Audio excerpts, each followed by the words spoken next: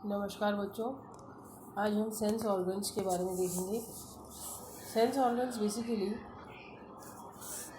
वो सेल्स हैं, all the cells which are capable of receiving and responding to stimuli.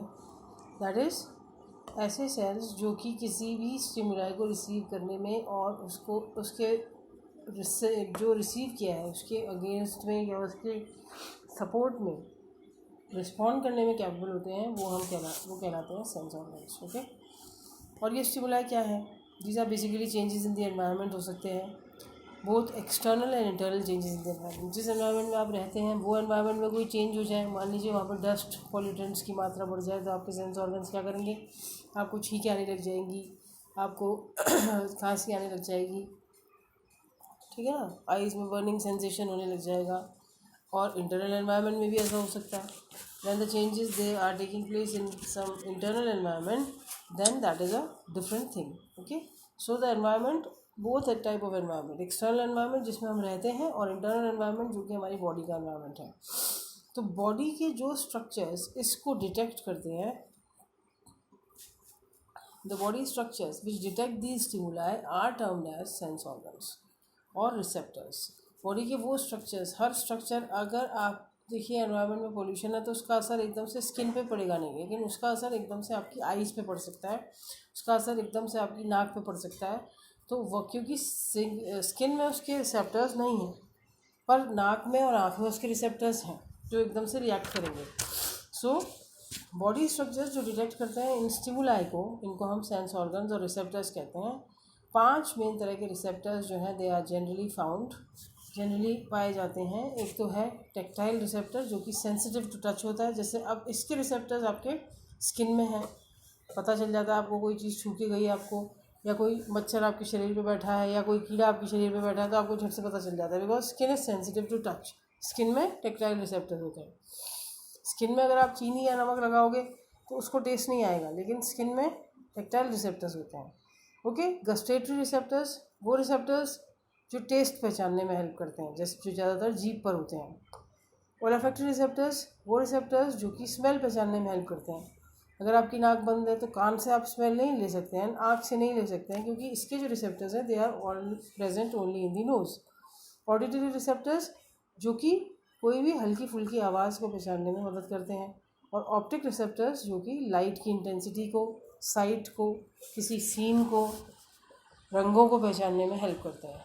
ठीक है, because these different types of receptors are found in different types of organs in the body, therefore ये जो हैं main type of different receptors हैं, tactile, gustatory, olfactory, auditory and optic, जिसको हम ophthalmic भी कह सकते हैं।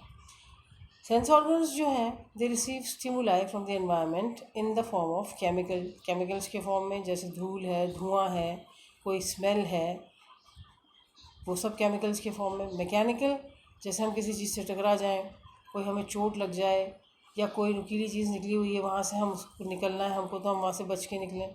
इलेक्ट्रिकल शॉक से, करंट से। थर्मल, ठंडे और गर्म से।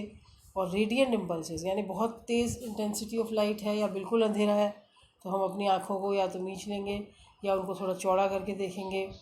सो these are all receptors, they receive stimuli from the environment in the form of chemical, mechanical, electrical, thermal and radiant impulses. इन तरह के इम्पल्सेस में जो रिसीव करते हैं और फिर उनको कन्वर्ट कर देते हैं नर्व इम्पल्सेस में। रिसेप्टर्स का क्या काम है? अपने अपने तरह के इम्पल्सेस को रिसीव करना जिसके उसके अंदर रिसेप्टर्स हैं, फिर उनको कन्वर्ट कर देना नर्व इम्पल्सेस में। अब ये जो नर्व इम्पल्सेस हैं they are then transmitted to the central nervous system. Nerve impulses में कन्वर्ट कर देने से ही सारी बात सॉल्व नहीं होगी, उनका ट्रांसमिशन जो है वो सेंट्रल नर्वस सिस्टम की तरफ भी होना चाहिए, क्योंकि पहचानने वाला तो सेंट्रल नर्वस सिस्टम ही है। और इनका ट्रांसमिशन किससे होता है? नर्व फाइबर्स के थ्रू होता है। नाउ जो सेंट्रल नर्वस सिस्टम है वो क्या काम करता है? वो एनालाइज करता है स्टिमुलाई को और मैसेजेस को सेंड करने का काम करता है। एनालाइजेस द स्टिमुलाई, उसको एनालाइज करता है किस टाइप का रिसेप्टर है, फिर किस तरह के ऑर्गन में इसको जाना चाहिए, और उस पर्टिकुलर इफेक्टर पर इसको भेजता है फॉर अ पर्टिकुलर रिस्पॉन्स। जैसे मान लीजिए कि आपको कोई तेज़ आवाज़ आ रही है या बहुत तेज़ रोशनी है, तो उसके स्टिमुलाई को एनालाइज करके वो जीभ पर नहीं भेजेगा उसके मैसेजेस, वो आइज़ पे भेजेगा कि हम अपनी आइज़ को बंद कर लें या छाया में चले जाएं या हाथ रख लें, इस तरह का काम करेंगे। तो ये काम करता है central nervous system. Okay, sense organs क्या करते हैं, स्टिमुलाई को एनवायरनमेंट से रिसीव करते हैं और उसके बाद उनको कन्वर्ट करते हैं नर्व इम्पल्सेस में। नर्व इम्पल्सेस जो है they are transmitted to the central nervous system through the nerve fibres, और सेंट्रल नर्वस सिस्टम उनको वहाँ पे एनालाइज करता है और फिर उस पर्टिकुलर इफेक्टर की तरफ उस मैसेज को भेजता है फॉर अ पर्टिकुलर रिस्पॉन्स, बचने के लिए। ठीक है। कई रिसेप्टर्स ऐसे हैं जो सिर्फ वर्टिब्रेट बॉडी पर पाए जाते हैं। ठीक है, जिसमें कि दो तरह के रिसेप्टर्स हैं, general and special receptors. Okay, general receptors widely distributed हैं throughout the body, like tactile receptors for perceiving touch, जो कि मैंने आपको बताया स्किन में होते हैं। तो सेंस ऑर्गन्स का कैटेगराइजेशन जो है वो अलग अलग तरीक़ों से किया जा सकता है। कुछ जो बेसिक हैं वो जनरल रिसेप्टर्स हैं जो पूरी बॉडी पर समान रूप से पाए जाते हैं। जनरल रिसेप्टर्स जो हैं they are widely distributed throughout the body, like the tactile receptors for perceiving touch. They are also termed as cutaneous receptors. इनको क्यूटेनियस रिसेप्टर्स भी कहते हैं क्योंकि ये पूरी स्किन पर पाए जाते हैं। ठीक है। और जो स्पेशल, ये तो जनरल रिसेप्टर्स हैं। अब स्पेशल रिसेप्टर्स जो हैं जो एक पर्टिकुलर फंक्शन करते हैं वो कुछ कुछ जगह से डिस्ट्रीब्यूटेड होते हैं, जैसे कि टंग में हो गया टेस्ट बड्स, ईयर में हो गया क्या बोलते हैं ऑडिटरी रिसेप्टर, नोज़ में हो गया ओलाफैक्शन के लिए, और आइज़ में हो गया साइट के लिए। ठीक है। अब इसके बाद जो इम्पोर्टेंट चीज़ है वो है कुछ रिसेप्टर्स ऐसे हैं which are specially adapted for receiving information from an aqueous medium and are found only in aquatic animals which breathe by gills.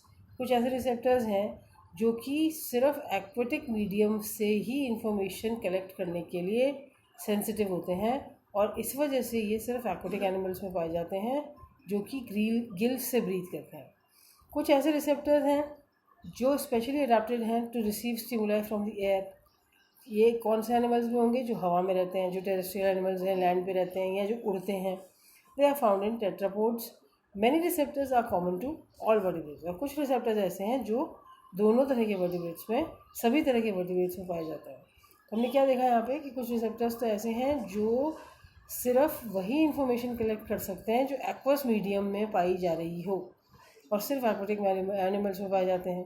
कुछ रिसेप्टर्स ऐसे हैं जो स्टिमुलाई रिसीव करने के लिए एयर के ऊपर डिपेंडेंट होते हैं,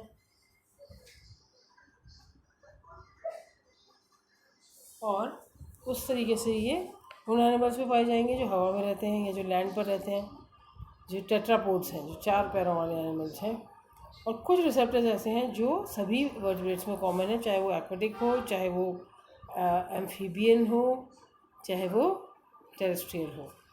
तो वर्टिब्रेट के जो सेंस ऑर्गन्स हैं उनको हम कैटेगराइज कर सकते हैं ऐसे सेंस ऑर्गन्स जो सभी वर्टिब्रेट्स में कॉमन हैं, जैसे कि these include eyes, year and membranes labyrinth. यानी ईयर सेमी सर्कुलर कैनाल और मेम्ब्रेनस लैबिरिंथ का बना होता है। ये सभी वर्टिब्रेट्स में पाया जाता है। फिश में भी पाया जाएगा, और रेप्टाइल्स में भी पाया जाएगा, एम्फीबियंस में भी पाया जाएगा, मैमल्स में भी पाया जाएगा, बर्ड्स में भी पाया जाएगा, और आइज़ सब में पाई जाती हैं।